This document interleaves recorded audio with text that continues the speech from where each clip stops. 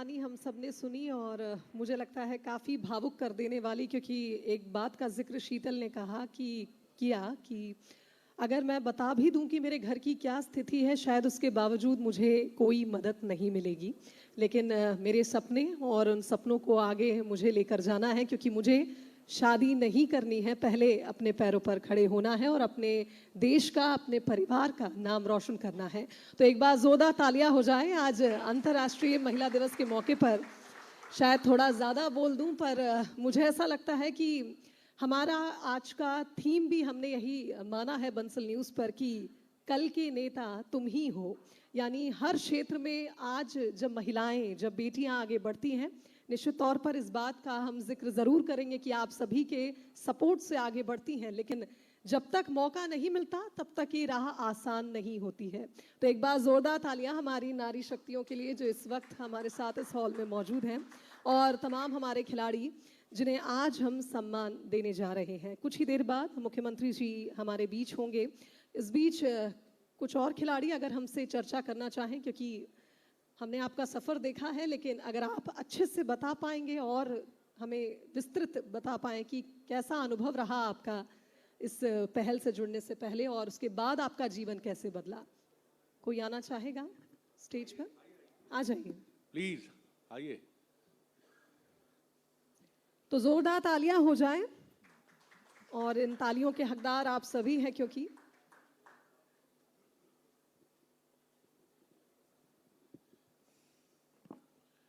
हाँ जी, क्या शुभ नाम आपका? सर मेरा नाम आदित्य राज सिंह है और मैं रीवा जिले से सर बिलोंग करता हूँ जी। I am sir volleyball player, और सर मेरी फैमिली जो है पूरी नेशनल प्लेयर्स की फैमिली। आपकी हाइट कितनी है? सर मेरी हाइट 6'1" है sir. 6 feet? 6 feet 1 inch sir. 1 inch है? Yes sir. तो मैं 5'11" हुआ। Yes sir. तो थोड़ा बढ़ा दो यार। यस सर जी। हाँ, तो क्या क्या अचीवमेंट रहे हैं आपके वॉलीबॉल में? सर मैं 4 टाइम्स नेशनल प्लेयर हूँ, और सर मैंने स्टेट में 4 बार मेडल है मेरे। 2 गोल्ड मेडल सर और 2 ब्रोंज सर। तालियां बजाइए साहब, हमारी विंध्य की प्रतिभा है। तो आदित्य जी, किस तरह का एनवायरनमेंट मिला आपको खेल के लिए? घर में कौन आया यहाँ पर? मम्मी सर पापा? पापा हैं सर। कहाँ है पापा जी? आइए आइए, आप भी आइए साहब, आप भी आइए प्लीज। सर मेरे घर में सर सभी नेशनल प्लेयर हैं। सभी नेशनल प्लेयर हैं? Yes sir. अरे ये तो और ताली वाली बात है भैया। आइए आइए आइए सर, आइए आइए। हाँ, क्या शुभ नाम आपका? राजपाल सिंह। आप कौन सा डिसिप्लिन स्पोर्ट्स का? जूडो। जूडो, कमाल है सर। आपका क्या अचीवमेंट रहा? ये भी सर इंटरनेशनल था सर। अच्छा, वाह, बहुत बढ़िया। और कौन कौन है? मेरी वाइफ ही हैं जी। वो कबड्डी प्लेयर थी और मध्य प्रदेश की आपका सर्वश्रेष्ठ शायद- खिलाड़ी शायद थी सर आपका वो। मोबाइल बचा है। जी जी, कोई बात नहीं, कोई बात नहीं। बड़ी सुंदर सुरीली धुन है बांसुरी की, बड़ी सूदिंग है सर। वाह जी। तो वो सबसे ज्यादा हमारी वाइफ ही खेली है वैसे तो।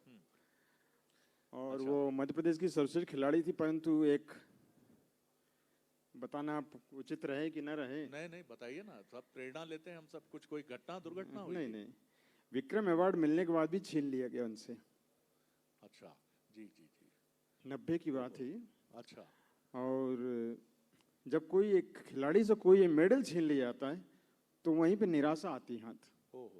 और उनके साथ भी यही हुआ, और नौकरी भी मिली। विक्रम अवार्डी को नौकरी मिलती है, सरकार देती थी। 6 दिन बाद नौकरी छीन ली उस समय की सरकार ने। पर आपके जैसा मंच नहीं था उस समय। हम लोग बड़े कठिनाई से खेलते थे, पर फिर भी हमने खेल को छोड़ा नहीं कभी। मेरे दोनों बच्चे नेशनल प्लेयर हैं। बड़े छोटा सा हमारा बिजनेस है किराने का, बहुत ज्यादा वो नहीं छोटा है। नहीं है सर। आप जहाँ नेशनल प्लेयर, आप जिस जगह से, वो किराने की दुकान से मैं कुछ ना कुछ खरीदना चाहूंगा सर, कि उसमें तो उस किराने में की दुकान में कुछ अलग बात होगी। और रही बात जो आपकी वाइफ के साथ हुआ, वो ठीक है, एक अनफॉर्चुनेट इंसिडेंट था, लेकिन मैंने हमेशा फील किया है कि नेचर का एक कंपनसेशन पैकेज होता है। आपके पास धैर्य होना चाहिए। जो आपसे छीना जाता है वो आपको कंपनसेशन के साथ वापस किया जाता है। ये करेंगे सर? जी सर, जी सर। बोलिएगा मैडम को। बिल्कुल आप सर। जाइएगा तो बोलिएगा। एक नहीं, थोड़े से बिल्कुल। ज्योतिषी भी हैं वो, जो ये बात कह रहे थे, और उन्होंने बहुत खम ठोक के कहा ये जी, जी, कि कंपनसेशन। आई हैं क्या मैडम आप? नहीं मैडम नहीं तो आई नहीं हैं। आ पाई। तो आप जहां सुन रही हो वहां आप तक ये मैसेज पहुंचे कि ये जो है आदित्य जी, ये आदित्य बनकर, सूर्य बनकर रोशन होंगे। बहुत शुभकामनाएं आपको। धन्यवाद। धन्यवाद सर। मैं उनसे जरूर आपका एक बार और बंसल ग्रुप का मैं बहुत स्वागत करता हूं और अभिनंदन भी करता हूं कि आपने इतना अच्छा खिलाड़ियों के लिए एक अचीवमेंट दिया है और आप पंख बन के आए, जैसे मैडम अभी बोल रही थी, पंख बन के आए हैं और वाकई में आप पंख लगे हुए हैं और ऐसा पहले हमारे पास नहीं था। हम भी खेलते थे पर इस प्रकार का मंच नहीं था पहले।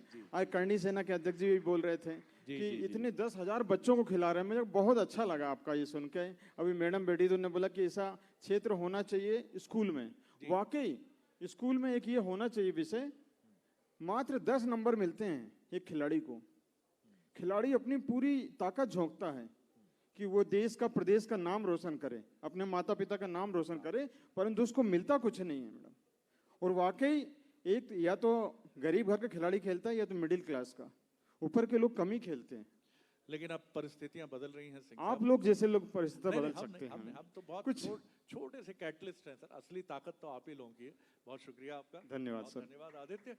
आगे जाइएगा। और मम्मी से जो प्रॉमिस हमने यहाँ मंच पर आपसे कराया है कि रोशनी बन के उनकी सारी तकलीफों को खींच लीजिएगा, ठीक है? पक्का वादा? ठीक है, very good. All best, all best, all best. और कोई आप में से कोई और खिलाड़ी? मुख्यमंत्री जी मुश्किल से 4-5 मिनट के बीच में निकल जाएंगे। विद्या भारती के कार्यक्रम में है वो और वहां से सीधे वो हमारे कार्यक्रम में आएंगे। कोई और खिलाड़ी? आज महिला दिवस है तो फिर कोई महिला खिलाड़ी, कोई बिटिया हमारे बीच में होगी तो और अच्छा रहेगा। या फिर मैं ही यहाँ से इशारा करके बुलाऊं किसी? अच्छा, आप आ गए, चलिए जी। क्या शुभ नाम आपका? राजकुमार प्रजापति। कहाँ से हैं प्रजापति जी? सतना जिला। सतना से। विंध्य से काफी खिलाड़ी। क्या खेलते हैं आप? Weight lifting. वेट लिफ्टिंग के साथ आज पूरे जो ड्राइव करके गाड़ी अभी आई है वो भी एक महिला चालक लेकर आई है। ये मध्य प्रदेश के मुख्यमंत्री डॉक्टर मोहन यादव सुरक्षा में भी जितनी इनकी, बहुत स्वागत करते हैं। कृष्णा जी आपका बहुत स्वागत, बहुत स्वागत, बहुत बधाई आपको महिला दिवस की। तो आज सुरक्षा से लेके तमाम चीजें, ये मुख्यमंत्री डॉक्टर मोहन यादव जी की संवेदना का प्रतीक है। और ये एक ऐसे राजनेता और अब हमारे अपने मध्य प्रदेश के मुखिया हैं।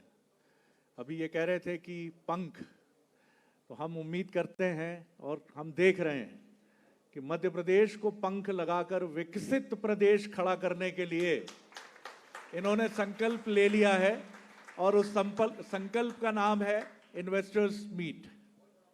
ये बहुत समझते हैं। मैं चूंकि इनसे लंबा संपर्क रहा है और इनके व्यक्तित्व के उस पक्ष को मैंने देखा है, उसकी झलक देखी है मैंने, कि इनके पास एक समझ है कि कैसे मध्य प्रदेश को आगे ले जाना है और निर्भयता इनकी चिरसंगी है। कल जब आप टाइगर्स की बात कर रहे थे कि टाइगर्स की टेरिटरी होती है, अब सर मध्य प्रदेश आपकी टेरिटरी है और इस टेरिटरी में जिस निर्भयता से बड़े फैसले लेकर आप आगे बढ़ रहे हैं। एक बार जोरदार तालियां हो जाएं हमारे मुख्य अतिथि माननीय प्रदेश के मुखिया डॉक्टर मोहन यादव जी की। और अब मैं सुनील सर से अनुरोध करूंगी कि आप स्वागत। आज के इस कार्यक्रम में उपस्थित हमारे बड़े भाई, पूरे मध्य प्रदेश के लिए गौरव और दमदार और मजबूत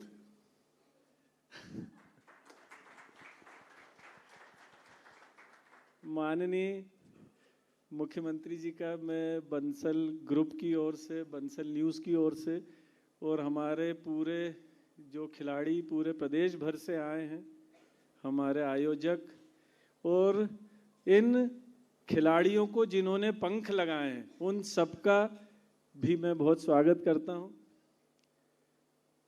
हमारी मध्य प्रदेश शासन की मंत्री बहन कृष्णा गौड़ जी का बहुत स्वागत करता हूं। आज इस कार्यक्रम में सर ये तीसरा साल है जो बंसल न्यूज़ पंख खेल प्रोत्साहन पुरस्कार दे रहा है और इस पुरस्कार को देने के लिए जो हमने एक मापदंड बनाया था, वो लोग जो नेशनल प्लेयर हैं, वो लोग जो स्टेट प्लेयर हैं, और जो कहीं ना कहीं समाज में पिछड़े हुए हैं, समाज में वांछित लोग हैं, उन लोगों को हमने चुन के इस कार्यक्रम का हिस्सा बनाया। और हमारे जो भी आयोजक हैं और जो पंख बने हैं, जो लोग इन खिलाड़ियों को सहयोग प्रदान कर रहे हैं, मैं माननीय को बताना चाहता हूं कि ये करने वाले कोई बड़े उद्योगपति या कोई बड़े बिजनेस ग्रुप नहीं है। उसी जिले के वो लोग जो समाज के लिए अच्छा काम करना चाहते हैं, वो सब लोग इसमें जुड़े हैं। आप एक अभी जो GIS समिट हुई, उसके लिए पूरे भोपाल वासियों की तरफ से आपका मैं धन्यवाद ज्ञापित करता हूं। और अभी जो कल आपने घोषणा करी है कि भोपाल में एक विश्व स्तरीय कन्वेंशन सेंटर बन रहा है, तो और पिछले 1 महीने से राजधानी बिल्कुल चमक गई है, लग रहा है कि राजधानी अब ये राजधानी है। सर, पिछले महीने में दिल्ली में था, तो एक केंद्रीय अधिकारी, उनसे ऐसे ही बात हो रही थी, तो बोले अब नए मुख्यमंत्री आ गए हैं बंसल जी, तो क्या माहौल है अब प्रदेश में, क्या चल रहा है, कैसा चल रहा है। मैंने कहा सर, रोडें तो बहुत बन रही हैं, डैम बन रहे हैं, बिल्डिंग बन रही हैं, मेडिकल कॉलेज बन रहे हैं, पर मैंने उनको 2-3 वाक्य सुनाए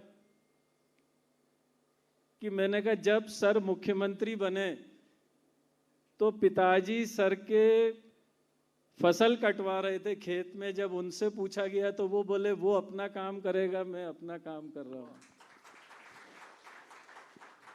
जब भाभी जी से पूछा गया कि अब साहब मुख्यमंत्री बन गए तो अब आप क्या भोपाल जाओगी, तो वो बोले नहीं, वो तो भोपाल वो रहेंगे, मैं तो यहाँ अपने सास ससुर की सेवा करूंगी उज्जैन में रह के।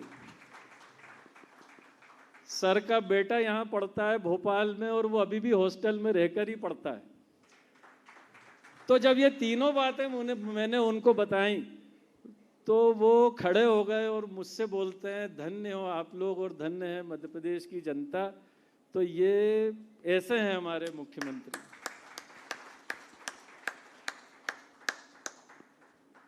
सर बहुत धन्यवाद। और हमारे सभी खिलाड़ी आपसे सुनने के लिए बहुत आतुर हैं। बहुत बहुत धन्यवाद सर। बहुत शुक्रिया सर। और हमारे साथ पार्थ जी हैं, कुणाल जी हैं, चिराग जी हैं और कार्तिक जी भी हैं। आप सभी का बहुत स्वागत। ये वो पौध है जो बंसल परिवार की ब्लेसिंग से आगे पंख लगाकर अब आसमान में अपनी जगह बनाने की कोशिश कर रही है। आपका भी स्वागत है। बिल्कुल सही कहा सर आपने मुख्यमंत्री जी के लिए।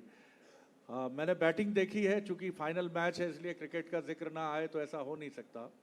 और सबसे ज़्यादा अपीलिंग खिलाड़ी वो लगता है जो वीरेंद्र सहवाग भी हो और विराट कोहली भी हो। और इनमें वो चीज़ है फियरलेस। ये शब्द डॉक्टर मोहन यादव जी के लिए एक माकूल और सही शब्द है, क्योंकि इनका विश्वास आप में से बहुत से लोग जानते हैं। मैं इनके साथ जब भी मुलाकात होती है, अब मुख्यमंत्री हैं तो इनकी व्यस्तता है, लेकिन जब भी इनके साथ बैठो तो सनातन के नए अध्याय खुलते हैं। बहुत सारी चीज़ें मालूम पड़ती हैं और ये पता चलता है कि इनकी अध्ययनशीलता का सरोवर, समुद्र, तालाब कितना गहरा है। ये न सिर्फ उसको समझते हैं, बल्कि मैं समझता हूँ कि ये जहाँ से शक्ति लेते हैं, जहाँ से इनको ताकत मिलती है, ये ताकत वहीं से आती है, उसी सनातन से आती है, उसी उज्जैनी से आती है, उसी अवंतिका से आती है, उसी महाकाल की घंटियों से, पवित्र घंटियों से, उसी मंदिर से आती है। और ये बड़े निर्णय लेने वाले मुख्यमंत्री हैं, आप और हम देखेंगे। और मुझे लगता है कि अभी तो इन्होंने रन सेट करके एक बड़ा टारगेट तय कर लिया है, तो वो जल्दी हमारे सामने होगा। हम सबसे पहले सर मैं आपसे जानना चाहूंगा, हम कार्यक्रम को सम्मानित करें, उसके बाद दोनों अतिथियों को सुने, जैसा आप जी। तो सर आपकी भी अनुमति बहुत जरूरी है। अच्छा जी, ठीक है, मान्य आप होंगे सर।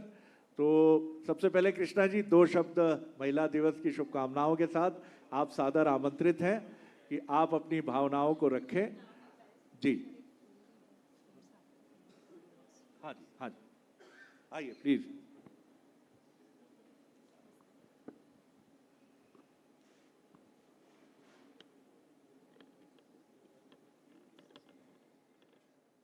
बंसल ग्रुप द्वारा आयोजित पंख खेल उपलब्धि पुरस्कार 2025 के इस गरिमामय समारोह में मंच पर विराजमान हमारे आज के कार्यक्रम के मुख्य अतिथि और सही अर्थों में मध्य प्रदेश को विकास के पंख देकर तेज गति से प्रगति के पथ पर आगे बढ़ाने का संकल्प लेने वाले, भोपाल में सफल GIS करके 30,77,000 करोड़ के निवेश की सहमति का एक नया इतिहास रचने वाले और आज अंतर्राष्ट्रीय महिला दिवस के अवसर पर एक नया नवाचार पहली बार मुझे देखने को मिला कि माननीय मुख्यमंत्री जी के काफिले में सभी वाहन चलाने वाली वाहन चालक महिला, उनकी सुरक्षा में लगी हुई सारी महिलाएं और साथ ही उनके साथ चलने वाला स्टाफ भी महिला। ये मातृशक्ति को दिया गया वह सम्मान है जो अंतर्राष्ट्रीय महिला दिवस को सफल और सार्थक कर रहा है। ऐसे मेरे मध्य प्रदेश के यशस्वी और लोकप्रिय मुख्यमंत्री परम आदरणीय डॉक्टर मोहन यादव जी आज के इस अवसर पर मंच पर उपस्थित, बहुत ही सरल, सहज, विनम्रता और सरलता की पराकाष्ठा बंसल ग्रुप के CMD आदरणीय श्री सुनील बंसल साहब, बहुत सुंदर शब्दों के संयोजन से हर कार्यक्रम का संचालन करने वाले आदरणीय Shri Sharad Dwivedi ji editor in chief, आदरणीय श्री मनोज सैनी जी एग्जीक्यूटिव एडिटर, आज के इस अवसर पर उपस्थित सभी सम्माननीय अतिथिगण, सभी सम्माननीय गणमान्य नागरिकगण, वो सारी हमारी खेल प्रतिभाएं जो आज यहाँ पुरस्कृत होने जा रही है, ऐसे ऊर्जावान हमारे सभी सम्माननीय खिलाड़ी बंधु, बंसल परिवार के सभी सम्माननीय सदस्यगण, उपस्थित सम्माननीय नागरिक बंधुओं, आज सर्वप्रथम बंसल परिवार को इस बहुत शानदार और गरिमामय आयोजन की हृदय से बहुत बहुत बधाई और शुभकामनाएं प्रेषित करती हूँ। आज एक बार फिर बंसल परिवार ने ये साबित कर दिया कि स्वस्थ पत्रकारिता, पारदर्शी पत्रकारिता, ज्ञानवर्धक पत्रकारिता के साथ साथ यह परिवार सामाजिक सरोकारों से भी बहुत गहरे जुड़ा हुआ है और इसीलिए इस प्रकार का विचार नवाचार केवल वही लोग कर पाते हैं जो समाज के प्रति समर्पित होते हैं। यह एक ऐसा पुण्य और पवित्र कार्य है जो सबको इस बात की प्रेरणा देता है कि समाज में रहकर समाज की जिम्मेदारियों का मूल्य कैसे चुकाना चाहिए। ये केवल आत्मचिंतन से ही संभव होता है। आत्मचिंतन केवल वही लोग कर पाते हैं जो मन, वचन, कर्म और भाव से समाज के प्रति समर्पित रहते हैं। आज इस मंच से गर्व के साथ कहना चाहूँगी कि हमारा बंसल परिवार समर्पण के साथ समाज के लिए समर्पित है, उसकी जितनी प्रशंसा की जाए कम है। आज इस गरिमामय समारोह में जिस आयोजन को सफलतापूर्वक संपन्न कराने के लिए हम सब यहाँ एकत्रित हैं, वो विशुद्ध रूप से हमारी खेल प्रतिभाओं को प्रोत्साहन देने का है और हम मानते हैं कि हमारी ये खेल प्रतिभाएं हमारे देश का, समाज का, परिवार का भविष्य हैं। हमारी ये युवा खेल प्रतिभाएं जो पूरे देश भर से यहाँ उपस्थित हैं, मैं उनके सम्मान में कहना चाहूँगी कि आप वह युवा शक्ति हैं जो हर परिवर्तन के लिए उत्तरदायी है। जिसका जोश तूफानों से टकराने का मादा रखता है, जिसके इरादे पर्वतों तक को बौना कर देते हैं, जिसका नेतृत्व मर्यादा पुरुषोत्तम भगवान श्री राम ने किया था, तो जिसका प्रतिनिधित्व विश्व में हिंदुत्व के ध्वजवाहक रहे स्वामी विवेकानंद जी ने किया था। आप वह युवा शक्ति हैं जिस पर इस देश को गर्व है। और इसलिए आज बंसल परिवार यदि आपकी प्रतिभा का सम्मान कर रहा है, तो आपकी जिम्मेदारी अब और ज़्यादा इस बात के लिए बढ़ जाती है कि और समर्पण के साथ, राष्ट्रभक्ति के भाव के साथ हमें अपनी इस विधा को आगे बढ़ाने का काम करना है और इस राष्ट्र के लिए अपने पहचान बनाना है और राष्ट्र का गौरव पूरी दुनिया में बढ़ाना है।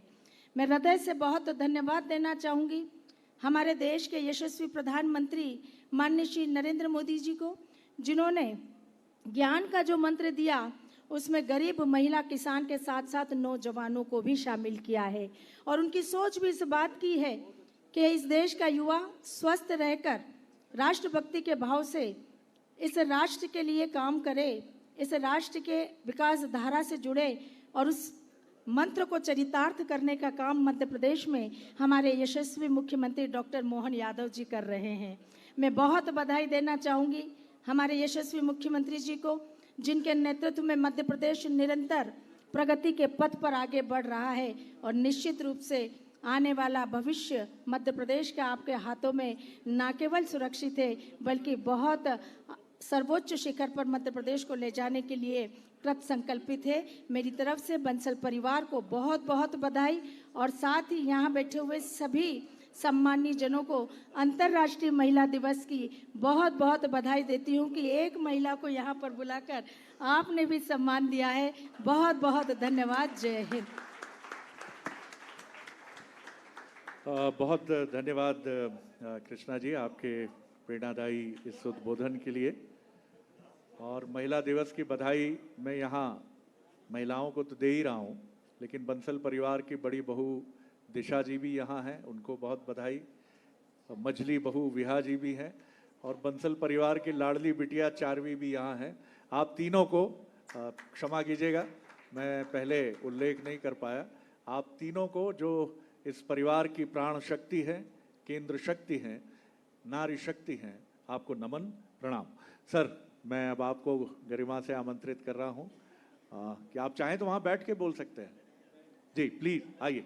जी, आपकी फिटनेस मैं जानता हूँ सर, वो कमाल है सर। योग जब करते हैं तो मैंने देखा है दृश्य, मतलब एक्सपोनेंट हैं ये योग के। Sir please.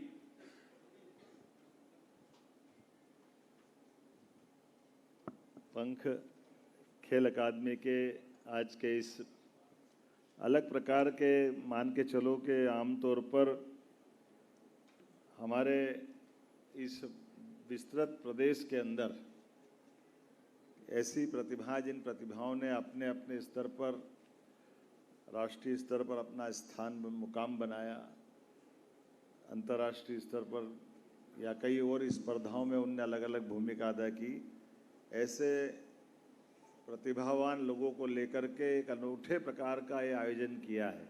मैं बंसल परिवार को बधाई देना चाहता हूँ, आपका अभिनंदन करता हूँ।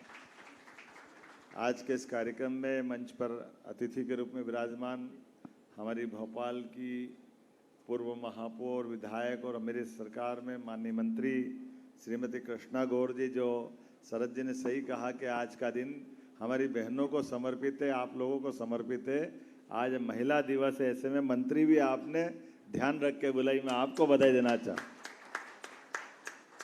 इस अवसर पर श्रीमान सुनील बंसल जी, सुनील बंसल जी भी बहुमुखी प्रतिभा के धनी हैं, आपका भी अभिनंदन है। हमारे लिए सौभाग्य की बात है, बंसल परिवार ने कई प्रकार से अपने इन व्यवस्थाओं को जोड़ करके, आमतौर पर व्यापार व्यवसाय करते करते सामाजिक सरोकार की व्यवस्थाओं से दूरी बन जाती, उससे ध्यान भटक जाता है, लेकिन आपने समान रूप से सब क्षेत्रों में ध्यान रखा। तो आपने और जो काम किया उसको बहुत अच्छे से एक लेवल मेंटेन करके किया है। अगर आप बंसल हॉस्पिटल की बात करेंगे तो उसका अपना एक लेवल मेंटेन है, अगर आप दूसरा कोई व्यवसाय कर रहे हैं तो उसका स्तर मेंटेन कर रहे हैं। और जब ये न्यूज़ चैनल की बात आती तो आमतौर पर राष्ट्रीय स्तर के बड़े बड़े चैनलों में बंसल ने अपनी मुकाम बना के रखी है, ये भी एक बड़ी बात। और इसीलिए मैंने कहा कि आपने अपने साथ जिनको संयोजित किया है, तो ये पंख आपके भी लगे हुए हैं, तो 2 पंख तो मैं पकड़ के लाया। मान के चले कि ये अपनी व्यवस्था में शरद जी, मनोज जी, आप दोनों के दोनों editor in chief, executive editor अच्छे प्रतिभावान। यद्यपि ये बात सही है कि सभी हमारे माननीय पत्रकारगण, इस जगत से जुड़े हुए सभी लोगों का सम्मान है, सबका अपना एक महत्व है, लेकिन सबकी अपनी अपनी एक शैली भी। उस शैली में कभी मैं बात करूंगा, ध्यान में आएगा, वो विस्तार से बात करूंगा, लेकिन एक छोटे से दृष्टांत से मेरी बात जरूर करना चाहूँगा।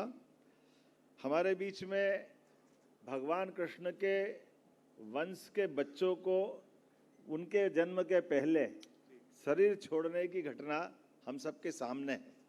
हमने सबने उनके बारे में सुना है। एक एक करके 7 बच्चे। कोई कल्पना कभी कर सकता है ऐसा कि किसी नव दंपत्ति जिनका अभी घर पहुंचने का भी समय नहीं हुआ है और उनको जेल में डाल दें, और जेल में डाल दे इस संकट के साथ कि जो संतान होगी, जेल की सजा भी ये अद्भुत सजा होगी। मैं नहीं मानता कि ऐसी कोई सजा मिली होगी जीवन में भगवान कृष्ण के माता पिता को जो मिली। उनके पहले कभी हमने नहीं सुना, उनके बाद कभी नहीं सुना। लेकिन कैसी सजा है कि माता पिता जेल में है और जेल में संतान भी पैदा होगी, लेकिन संतान को अपने आगे जीवन का कोई अधिकार नहीं। तो ये एक प्रश्न खड़ा होता है कि जेल की सजा के साथ मौत की सजा किसको दी, माँ बाप को या बच्चे को? तो जिन बच्चों ने जन्म लेकर के आंखें नहीं खोली, ऐसे 7 बच्चों को मौत की सजा मिल जाए, ये कैसा, कौन सा द्वापर युग था, कौन सा कठिन काल था? कभी कल्पना करो तो ध्यान में आ जाएगा कि उन बच्चों ने, जिनने अपनी आंखों की पलकों को भी ऊंचा करना समझ में नहीं आया। अब एक दिन का भी बच्चा पूरा नहीं हो रहा है और आंखें खोलने के पहले वो किसी के हाथ में आता है, और उन माँ बाप के सामने बच्चों के उस मांस के एक तरह से लोथड़ा है, वो हाथ में लेते हैं। माँ बाप का एक बच्चा कभी हवा लग जाए तो टेंशन में आता माँ को, कोई कष्ट कितना हो जाता होगा, और उनके सामने वो कितनी बड़ी क्रूर परीक्षा हुई होगी कि वो निष्ठुरता से बच्चे को हाथ में लेता है और माँ बाप के सामने उठा करके किसी बड़े खंबे पे मार के एक गुब्बारे की तरह बच्चे का सिर सहित पूरा खून का, जो एक उस समय जो हालात होते होंगे, उस माँ पे क्या बीतती होगी जो 9 माह में बच्चों को पाल करके उस दिन का इंतजार करती है जिस दिन वो अपने संतान को जन्म देगी और संतान के सुख से उसको आनंद मिलेगा। लेकिन एक बच्चा हो जाए तो समझ में आएगा, 1 बच्चा, 2 बच्चा, 3 बच्चा, 4 बच्चा, 5 बच्चा, ये जो बच्चों का साथ का संबंध है, उस क्रूर समय को याद करें तो मैं उस प्रसंग से अब आपको कभी विस्तार से दूसरी तरफ ले जाऊंगा। ये प्रसंग में नारद जी की बात आती है। तो नारद जी से कुछ लोगों ने पूछा कि नारद जी, आपको किस आदमी ने सजा, क्या आपके दिमाग पे कभी कौन सी आपके बुद्धि फिर गई या आपके जीवन पे क्या बैठ गया कि आपने वो भविष्यवाणी उस कंस को समझा दी कि भाई ये जो भविष्यवाणी 8 बच्चे में 8वां कंस के यहाँ सामने भगवान कृष्ण आएंगे और उनको बचने के लिए वो ऐसा ऐसा कर दे। तो बोले हमको ये समझ में नहीं आया कि तुम दिन रात तो नारायण नारायण जपते हो, अपने आप को भगवान का भगत बनाते हो, लेकिन ऐसे कैसे भगवान के भगत हो कि इतना बड़ा क्रूर पाप करा दो। वो जो बच्चे मरे, मारने वाला कंस भगवान कृष्ण के वंश के, वो भगवान कृष्ण के माता पिता को दर्द है, लेकिन ये पूरे चीज का पाप तो नारद के माथे पे है। नारद जी ने तो कहा, अगर नारद जी नहीं समझाते तो हो सकता है ये घटना इस ढंग की नहीं घटती। 1 2 3 गिनती में तो 8वां नंबर ही है, तो 8वां के समझाने में क्या दिक्कत है? तो ये बताओ कि वो नारद जी ने बड़ी कलाकारी से समझाया था, अन्यथा गिनती तो सबको आती कि 7 के बाद ही तो 8 आएगा, पहले 7 में क्या बिगाड़ा है?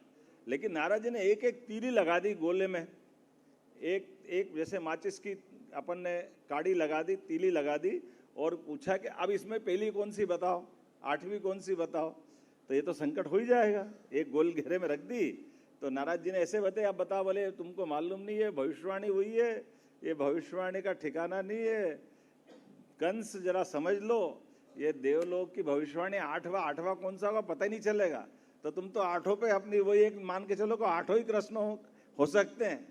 तो अब ये बात दिमाग में कंस के बैठ गई, इसलिए वो एक एक करके ऐसा क्रूर अपराध कर रहा है। अब नारद जी से प्रश्न पूछा गया कि बेटा आपको किसने सिखाया था ये सब बोलने के लिए, और अगर आपने बोला था भगवान के भक्त हुए कि दुश्मन हुए, आपने तो राक्षस जैसा व्यवहार कर दिया, आपको बाहर आना चाहिए इससे। नारद जी क्या बोलेंगे? नारद जी तो नारायण नारायण करने वाले 24 घंटे हैं। उनसे ये प्रश्न पूछा कि ये तुमने पाप क्यों किया, आपको किसने सिखाया? तो उन्होंने कहा नारायण नारायण। बोला अभी नारायण, अभी भी नारायण बचे है क्या? अब तो सत्यनारायण हो गया, ये क्या हो गया? ऐसे कठिन काल में आपके द्वारा अभी भी आप वो कह रहे हो। बोला हाँ मैंने वो ही करा, भगवान ने जो चाहा। तो उनने कहा भगवान ने क्या चाहा? बोले मैं आपको रहस्य बताता हूं, ये आप कल्पना करो, कंस की सत्ता है, कंस की ताकत अथाह है, तो ये उस प्रकार की व्यवस्था है कि अगर वो एक ही बच्चे को सीधा मार देता तो उसकी क्रूरता की कहानी घर घर कैसे पहुंचती। तो मैं तो उसको जितना क्रूर हो सकता उससे बड़ा बनाते हुए भगवान का ही तो काम कर रहा हूं। जब भगवान आएंगे तो उनका वो विराट रूप लाने के लिए जितना बड़ा कोई आप बड़ा निर्णय करने वाले हो, उतनी समाज को कीमत भी तो चुकाना चाहिए, एक तरह से उसका एहसास तो होना चाहिए। तो नारद जी ने जो जवाब दिया कि मैं भगवान का ही काम, भगवान की महिमा गाने के लिए, भगवान की अगर हम कल्पना करो कि भगवान को प्रकट करना तो साधना भी तो करना पड़ेगी, तपस्या भी तो करना पड़ेगा, हमको उसकी कीमत भी तो चुकाना पड़ेगी। तो समाज उसकी कीमत वसुदेव देवकी के माध्यम से चुका रहा है कि कोई उससे निपटना नहीं जा रहा। हो सकता उनने कहा जैसे वो पहली बार किसी को बच्चे को मार रहा था तो वहां मथुरा में विद्रोह हो जाना चाहिए था कंस के, वहां पे क्यों विद्रोह नहीं हुआ? समाज क्यों अपने आप को हाथ बांधे बैठा रहा? और कोई राजा निकल जाता लड़के आने के लिए कि यह अन्याय नहीं चलेगा, उसके खिलाफ बात आना चाहिए थी, ये नहीं आई। इसका मतलब है कि समाज में इस दर्द को तो समझ रहे थे लेकिन समाज उससे निपटने में सक्षम नहीं था। तो ये भगवान के प्रति मेरी साधना थी कि भगवान वाकई आपको ही प्रकट होना पड़ेगा, ये सारा हमारा वर्तमान का मरा हुआ समाज है, इसको जीवन आपके जीवन से मिलेगा, इसलिए भगवान प्रकट होते हैं। तो ये मान के चले आज के इस अवसर पर उस दृष्टांत से हम ये मान के चले कि आपने प्रदेश भर के ऐसे बच्चों को जुटा करके उनके प्रति ये जो जीवन देने का प्रयास किया, मैं आपका वंदन करता हूं, आपका अभिनंदन करता हूं, आपको शुभकामना देता हूं। ये धनराशि का सवाल नहीं है, 45 बच्चों को 51 हजार, ये जो महत्ता है ये हमारे समाज की जीवंतता का प्रमाण है कि हाँ, बच्चा अपन घर में कठिनाई में वो भले ही खेल रहा होगा, उसको कोई परेशानी भले ही होगी, लेकिन ये हमारी थोड़ी मदद से उसको और कोई अवसर मिल सकता। तो ये समाज की चेतना भी तो है, ये भी तो जीवन है, इस जीवन की तो जरूरत है, इसी बात को तो सबके बीच में ले जाना चाहिए। मेरी अपनी ओर से इस पूरे आयोजन के लिए बधाई, बहुत बहुत धन्यवाद।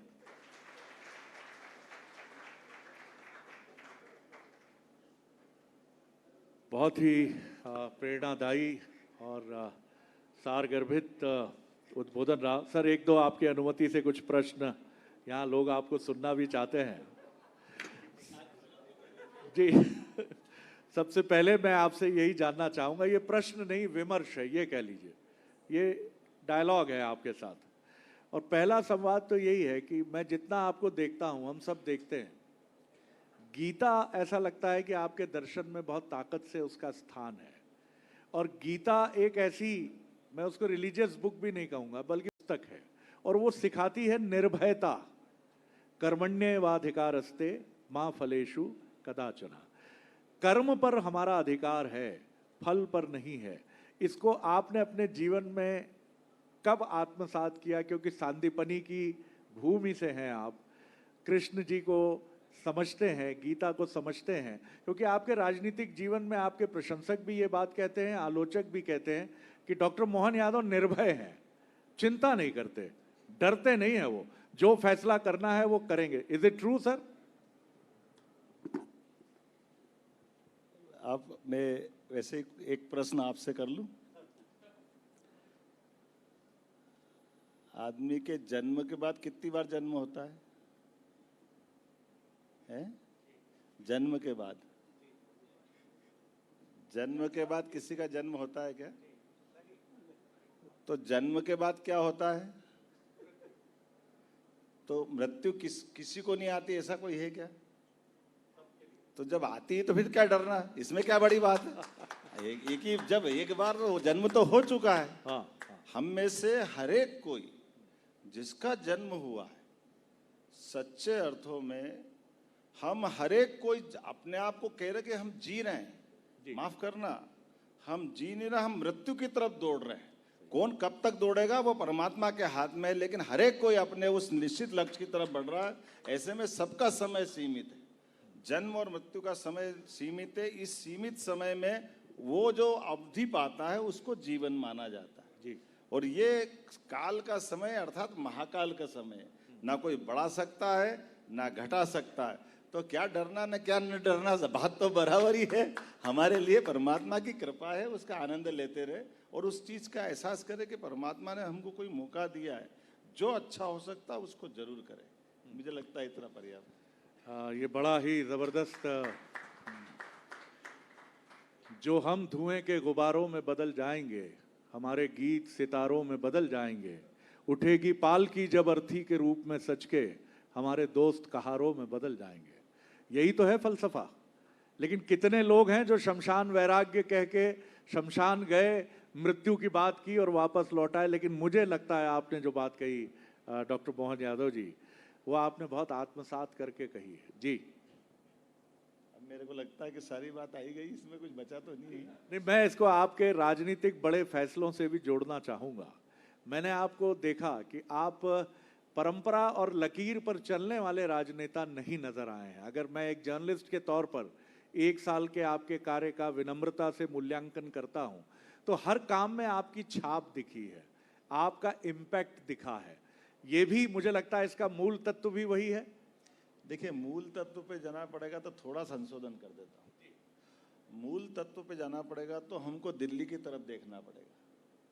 दिल्ली की तरफ हम जैसे देखेंगे तो यशस्वी प्रधानमंत्री श्रीमान नरेंद्र मोदी जी की तरफ देखना पड़ेगा। आप कल्पना करो, यशस्वी प्रधानमंत्री नरेंद्र मोदी जी जीवन में पहला चुनाव लड़ते हैं और पहला चुनाव लड़ते ही वो इतने बड़े धनी राज्य के मुख्यमंत्री बन जाते हैं।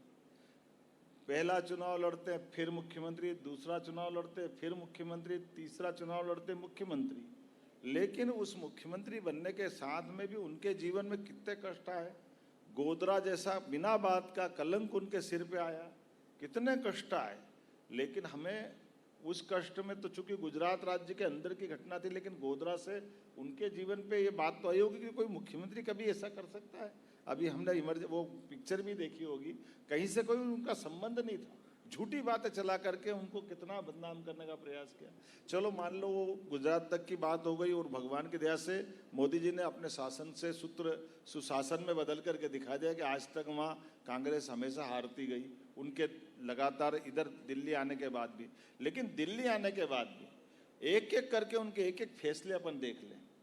आप कभी कल्पना कर सकते कि कोई कोविड के काल में प्रधानमंत्री आकर के सबके बीच में कहे कि लॉकडाउन, मतलब ये मान के चलो कि सच में मैं भी अपने आप में हिल गया था कि ये अगर कोई लॉकडाउन कराना भी था तो अधिकारी को खड़ा कर देते कि भाई कम से कम उन पे तो नहीं आती। वो तो अपील कोर्ट है, सुप्रीम कोर्ट से एक तरह से मान के चलो उनके बाद सरकार में, हमारी प्रशासनिक व्यवस्था में प्रधानमंत्री के बाद कुछ नहीं बचता। लेकिन प्रधानमंत्री के बाद भी वो न केवल लॉकडाउन की घोषणा करके पूरे देश को महफूज करते हैं, एक तरफ दवाई बनाने को प्रोत्साहन देते हैं, दूसरी तरफ इलाज की सुविधा बढ़ाने का प्रयास करते हैं। नोटबंदी, एक एक फैसले देखो आप। अब नोटबंदी का उस समय का फैसला कितनी बड़ी बात है। इतने प्रकार के आरोप लगते हैं राजनेताओं पर, इतनी झंझटें होती है और चलती। मैं संयोग से मैं अपनी थोड़ी सी बात इसमें बता दूंगा।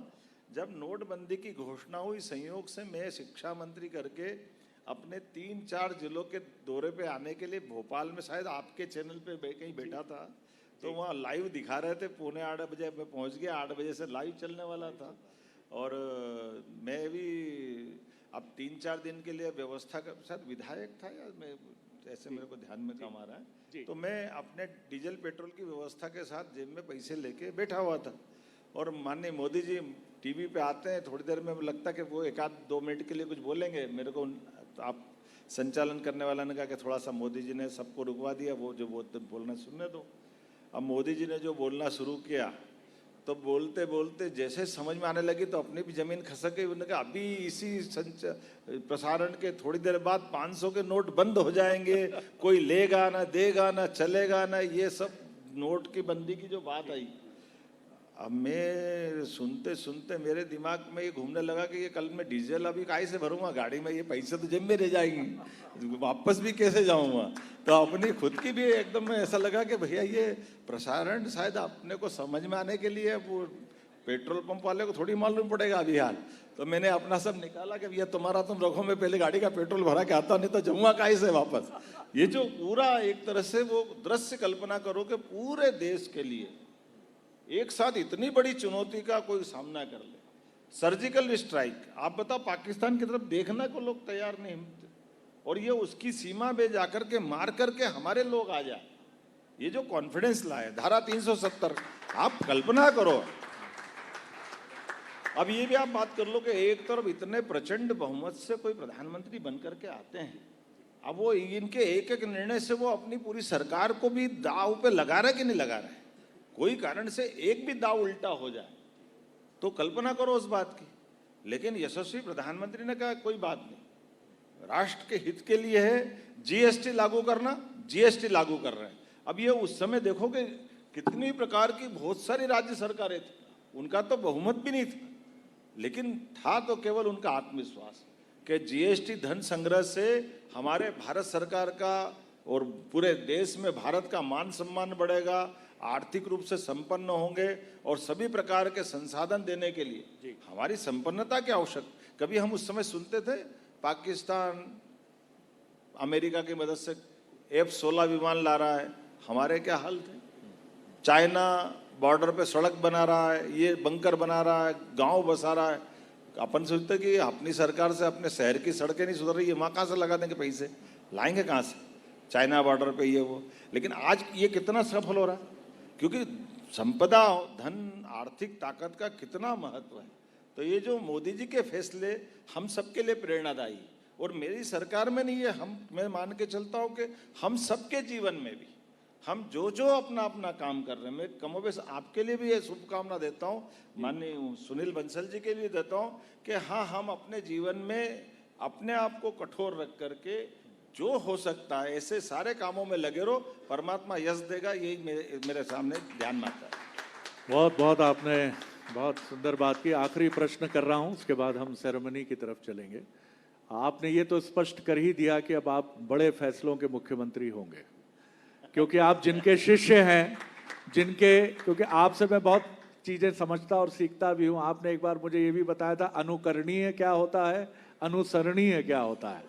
अनुकरण और अनुसरण, इनमें क्या अंतर है, शुभकामनाएं कब दी जाती हैं और मंगल कामनाएं कब दी जाती हैं, ये डॉक्टर मोहन यादव जी के बहुत प्रिय विषय हैं।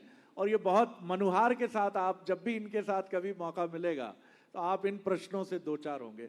मध्य प्रदेश, आपका जो मध्य प्रदेश है डॉक्टर साहब, जिसको आप देखते हैं, निश्चित तौर पर मुझे लगता है कि आर्थिक संपन्नता, रोजगार दर बढ़े, और आपने कहा था कि शिक्षा और स्वास्थ्य, तो ये मानूं कि ये 5 साल डॉक्टर मोहन यादव का रोड मैप भागेगा तेजी से निवेश लाने पर, नौकरियां लाने पर, हेल्थ और शिक्षा को मजबूत करने पर। देखिए, मैं थोड़ा सा संशोधन कर दूं आपकी बात में। मैं मेरे पे नहीं लेता ये बात, इसलिए मैं करके कभी नहीं बोलता हूँ, हम करके बोलता हूँ। और हम करके इसलिए बोलता हूँ कि मैं अगर घर से सोच के चला कि मेरे को ऐसा बनना और बना दिया और मैं अकेले अपने आप में सब हो गया, ऐसा तो नहीं है। लोकतंत्र में करोड़ों लोगों ने वोट दिए हैं, और करोड़ों लोगों ने वोट दे करके अपनी सहभागिता दी। बड़ी बात। तो अपनी सहभागिता दी हमारे उस विकास के रोड मैप के प्रति, तो मैं उसका केवल प्रतिकृति, थोड़ा सा उसका एक सिंबॉलिक रूप से, असली में तो ये सब चाहते कि ऐसा होना चाहिए, तो वो चाहते तो मेरे को करना ही पड़ेगा। करना चाहिए कि नहीं करना चाहिए, इसमें सारी बातों का उत्तर हो गया। इसलिए हर एक कोई व्यक्ति जो अपने घर से चल करके मतदान के दिन वोट देता है, वो सब इन्वॉल्व है। माफ करना, इसलिए मैंने केजरीवाल के लिए उनकी दिल्ली के अंदर भी इस बात को मैंने भाषण में भी बोला था कि केजरीवाल जी, अगर आप जीत की माला पहनते हैं, अपने आप को मुख्यमंत्री करके मानते हैं, आपने जो फैसले लिए अच्छे बुरे जैसे भी लिए, जनता ने आपको मत दे करके बनाया था।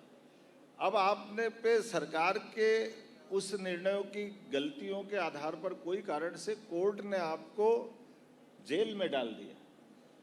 आप कह रहे हो कि मैं इस्तीफा नहीं दूंगा, कहाँ लिखा है ऐसा इस्तीफा देना? तो मैं ये समझ नहीं पाता हूं कि ये आप जेल में नहीं हो, ये जितनी जनता ने वोट दिया वो सब जेल में, क्योंकि उनकी भावनाओं के साथ अन्याय हुआ है। ये बात को समझने की जरूरत। ये वो अकेला व्यक्ति जेल में नहीं था जो इस गली को ढूंढ रहा कि मैं कैसे भी इस्तीफा नहीं दे करके मेरी पार्टी को कैसे बचाऊं मैं और अपना लंबा मुख्यमंत्री कार्यकाल कैसे चला लूं। अरे इससे बड़ी नादानी की बात क्या होगी? जनता ने आपको इसलिए नहीं चुना कि आप मुख्यमंत्री बनने के बाद पद छोड़ने के लिए उन गलियों में से रास्ते निकालो जिसमें आप टिके रहो। ये तो आपकी मोटी कितनी चमड़ी हो गई, हमको शर्म आ रही थी। इसीलिए मैं मान के चलता हूं कि लोकतंत्र में जनता की भावना के आधार पर हम कोई शपथ लेकर के किसी दायित्ववान जगह पे पहुंचते हैं, तो जनता के फैसलों के बलबूते पर कोई हम पे किसी प्रकार की बात आए, हमारी तैयारी होना चाहिए कि हमारे पे जो होना हो जाए, लेकिन जनता की भावना के साथ कोई अन्याय नहीं होना चाहिए, इस लाइन पे रहना चाहिए। मेरे ख्याल से मैंने बहुत ही जी एक सवाल करना चाहते हैं। प्लीज प्लीज प्लीज ले लीजिए, माइक्रोफोन ले लीजिए प्लीज, मनोज जी। हाँ हाँ, एक माइक्रोफोन लीजिए।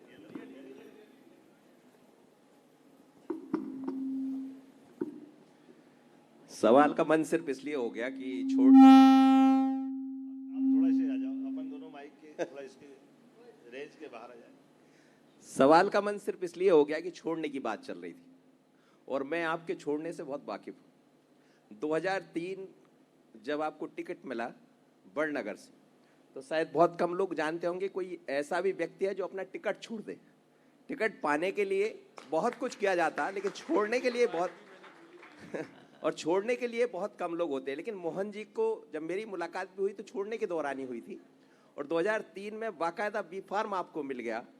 मैं उस दौर को समझना चाहता हूँ आपसे कि वो छोड़ने का मन उस समय कैसे आ गया था, और जो छोड़ा था क्या इसीलिए ये सब है? देखिए, फिर मैं वापस मेरे पहले वाले उदाहरण पे आता हूँ, जो मैंने भगवान कृष्ण से अपने सबको बताने का प्रयास किया था। यद्यपि वो बहुत गंभीर और गूढ़ और बड़े अलग प्रकार की बात है। हम जिस पार्टी के साथ बंधे हुए हैं, आप बताइए, ये बिजली का बल्ब जल रहा है, यह सामने लाइट जल रही है, इसमें लाइट में जलने की क्षमता तो है, लेकिन उस स्विच की ताकत क्या है ये इसको मालूम नहीं है क्या? अगर वो स्विच ऑफ हो गया तो ये मर जाए तो भी नहीं जलेगा, इसको क्या हो जाए, जल सकता है कभी? ये इसकी अपनी अपनी क्षमता योग्यता हो सकती है, लेकिन बिजली के करंट से प्रवाहमान होने की जहाँ की स्थिति बनेगी, उस स्थिति का भी इसको भान रहना चाहिए। ये अगर उससे अलग जाएगा तो बात नहीं जमेगी। तो ये हम सबके लिए समझने की बात है कि मैं पार्टी में अपनी व्यवस्थाओं से मैं उससे और आगे आपको ले जाता हूँ। थोड़ा सा आपने बात निकाल दी तो बता देता हूँ। मैं मेरे राजनीतिक जीवन में आज की स्थिति में मेरा 43वां साल चल रहा है।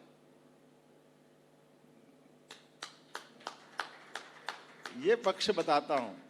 मैं 1982 में साइंस कॉलेज में जॉइंट सेक्रेटरी लड़ा, 83-84 में प्रेसिडेंट हुआ, यूनिवर्सिटी प्रेसिडेंट हुआ।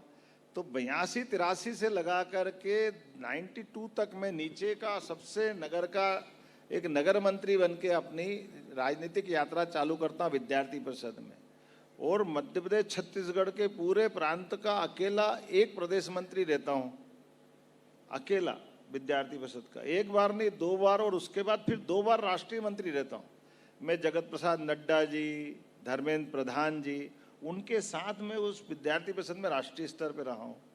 लेकिन 90 के बाद 92 तक मैं राष्ट्रीय मंत्री बनने के बाद फिर एकदम नगर का छोटा सा संघ का अपना जो काम मिलता है उसको करता हूँ। तो ना मुझे बड़े से बड़े पद पे पहुंचने का कोई गुरूर है, ना छोटे पद पे मलाल है। कहीं भी बिठा दो, काम तो करना है।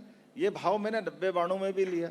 इसके बाद से लेके 90-92 से 93 से लेकर के फिर 2003 तक युवा मोर्चा की प्रदेश कार्य समिति का 2000 बनते, उसमें वो प्रदेश कार्य समिति सदस्य बना। 2000 में भाजपा का जिले का महामंत्री बना। तो छोटे से छोटे काम में भी आनंद लेना। और फिर 2003 में टिकट मिल गई, कोई बात नहीं।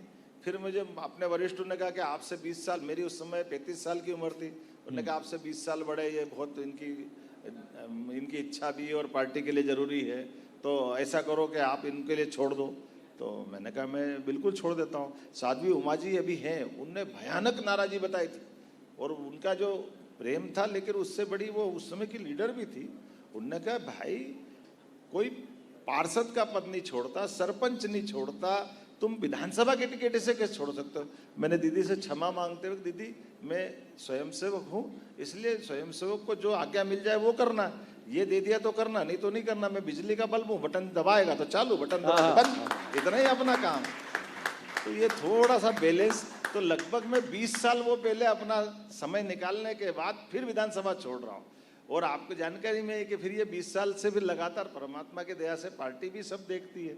2003 में टिकट छोड़ता हूँ, 2004 जनवरी में सरकार बनते ही मुझे उज्जैन विकास प्राधिकरण का अध्यक्ष बनाते हैं। उसके बाद में परमात्मा के दया से लगभग 8 साल में अध्यक्ष रहता हूँ। बाद में फिर 4 साल टूरिज्म कॉर्पोरेशन का चेयरमैन रहता हूँ, फिर विधायक बनता हूँ, फिर शिक्षा मंत्री बनता हूँ। बाकी की कहानी आपको मालूम है। तो पद से हमारे को मद नहीं चढ़े, परमात्मा इतना ही दे दे बस। बहुत सुंदर बात है, बहुत सुंदर बात है। और 2 महत्वपूर्ण बिंदु जिनकी तरफ इन्होंने ध्यान खींचा है, मैं आपको इसलिए याद दिला रहा हूं कि हम सबको याद रखना चाहिए। पहला बिंदु है जो इन्होंने बताया कि स्विच जनता है, राजनेता बल्ब है। उधर से लाइट ऑन होती है, आप रोशनी देते हैं, रोशनी देने का काम इनका है और ये पूरी ताकत लगाएंगे। दूसरी महत्वपूर्ण बात है कि छोड़ने वाले को ही मिलता है। तलबगार जो होता है, बाजार से गुजरा हूं, तलबगार नहीं हूं। जो मांगता है, जो मांगने के लिए तत्पर रहता है, नाना प्रकार के स्वांग करता है कि मैं तो सन्यासी हूं, माफ कीजिए मैंने भी अब तक की पकी हुई उम्र में आ गया हूं, उसको मिलते नहीं देखा साहब मैंने। तो छोड़ना ही मिलने की पहली सीढ़ी है। सर बहुत धन्यवाद कि आपके 2 मूल्यवान मंत्र हमको मिले। और अब हम सीधे अपने प्रेजेंटेशन एरिया की तरफ चलेंगे शुभांगी के साथ। शुभांगी जी प्लीज शीघ्रता। फेलिसिटेशन शुरू करने से पहले मुख्यमंत्री जी, हमारे खिलाड़ियों पर आधारित एक फिल्म है, वो हम जरूर आपको दिखाना चाहेंगे।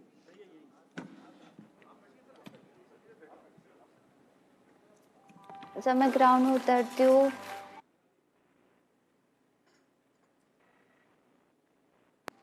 जब मैं ग्राउंड के पैर छूती हूँ तो मुझे एक अलग से एनर्जी आती है। मम्मी मेरे चिंता मत करो, मैं तो अच्छी हूँ, खेलूंगी, मैं तो खेलूंगी। टॉप लेवल की खिलाड़ी बन सकती है और बन भी